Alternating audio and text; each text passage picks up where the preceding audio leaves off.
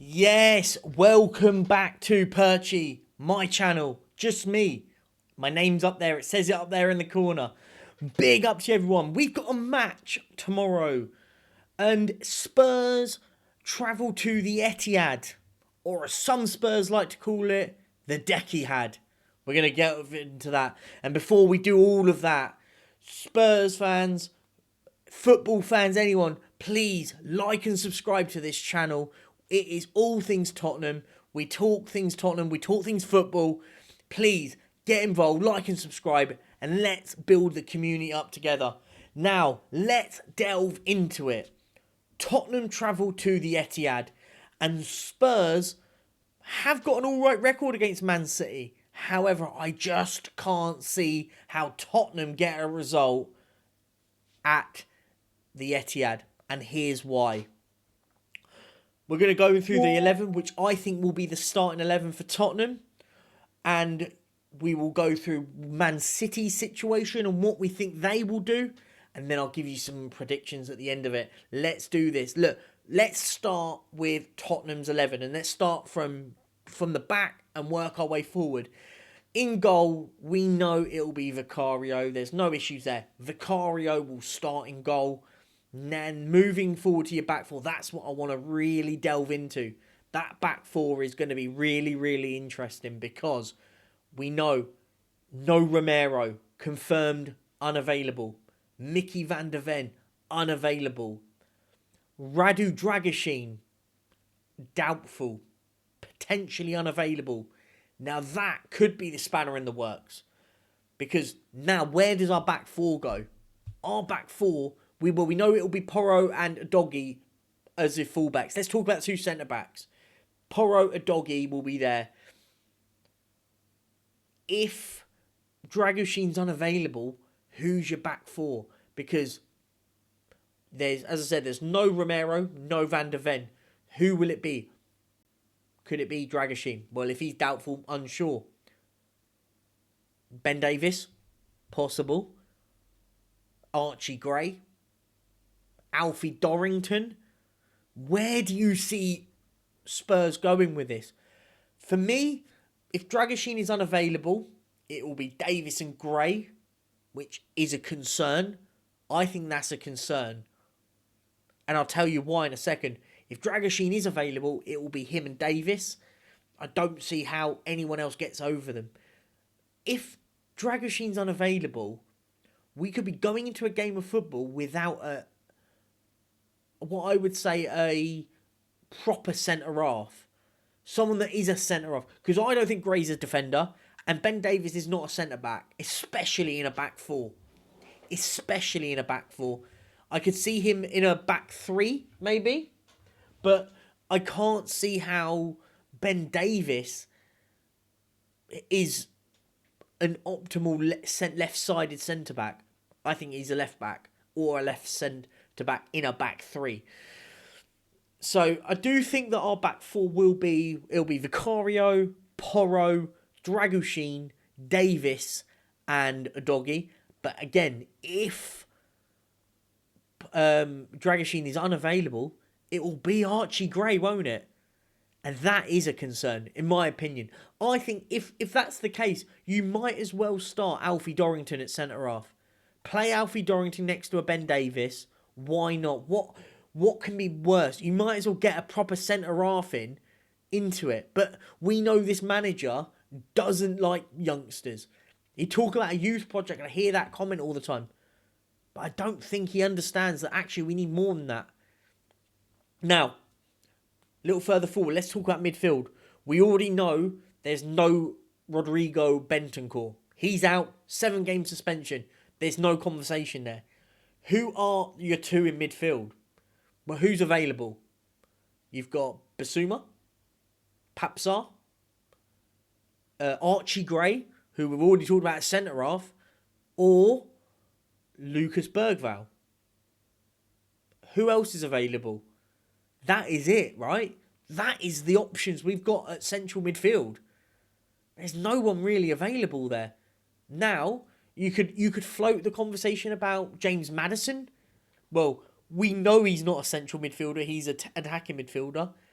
could talk about Kulusevski. Similar situation. Not really a central midfielder, more of an attacking midfielder. So I think your midfield will be Basuma and Sarr, is how I see it. I think Sarr will be important in this game because he's very good at that transition. I think we're not going to have a lot of the ball, so you want to have someone that is good on the counter and good at being quick and energetic. So I genuinely think Pape Matar Sarr will be very, very important for this. But let me know. Let me know, guys, what you guys think about that. I think that'll be our two. Now, let's talk about the attacking four for now. I think three of them pick themselves. Solanke down the middle, Son on the left, and Johnson on the right. I don't see how it can't be those three. We know there's no Mikey Moore. We know there's no Odebear. He's out for the foreseeable. Richarlison is always injured. He's out. I don't see there's anyone else available, and that will be it. I don't see how he plays the likes of a Will Lancashire. He's not going to play those. It will be Solanke and then Son and Johnson. Now, the number 10, important. Really, really important role.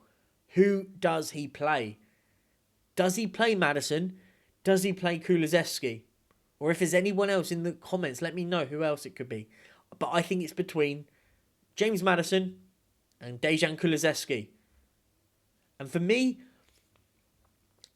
he will pick Kulusevski, but it's got to be James Maddison for me. But we know this manager has fallen out with him. Whether people want to agree or disagree or believe it's all a bit hypothetical, this manager brought James Maddison on with 8 minutes to go when we were 2-1 down against Ipswich. He didn't bring him on when we were 2-0 down.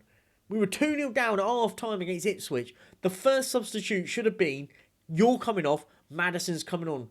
Gambled a bit, took off a more defensive midfielder and put on James Maddison and go on, Madders, create it and win us, get this game back for us. He didn't. And that for me tells me that this manager has fallen out with James Maddison. And don't be surprised if he's on the bench tomorrow. Just saying. So I say it'll be Kulusevski there. I don't think it should be. I think it should be Maddison. So I'm saying that our 11 will be Vicario, Porro, Dragishin, Davis, Udogie, Sarr, Bissouma, Kulusevski, Johnson, Son, and Solanke. That's our 11. That's how I see us playing. That's how it will be, in my humble opinion. I could be completely wrong, and the manager changes it all up, and it's something different. But that's how I see us playing. Now, Manchester City at the Etihad, or as our Spurs fans like to call it, the Dekihad, which I find really, really weird. Sorry, it is weird. I don't get it. I don't understand it. Maybe it's just me getting older. But look, can Spurs find a way to beat this Man City team? Well, let's go delve into it, right? Man City are starting to get players back. The likes of Ruben Dias, Doku, Grealish. There was somebody else I've just missed. It's just lost it off my head. But they're bringing players are coming back into this 11. And better players are coming into this 11. Can Man City get a lineup now that can really improve them and get back in and start winning games of football, which we know they do? All I've heard is, well, Man City have lost 4 in a row. Well, in fairness, it's 2. We talk about 4, but we're counting for a game they didn't really want to win against us. Let's be fair, they didn't. If they wanted to, they'd have brought Haaland on and win the game. And the Sporting game, well, everyone will be like, oh, it's a Sporting Lisbon, but they are a very, very, very good team under Ruben Amorim. When they, obviously now he's left to go to Man United, but he absolutely done them to task. Gyökeres was unreal that game.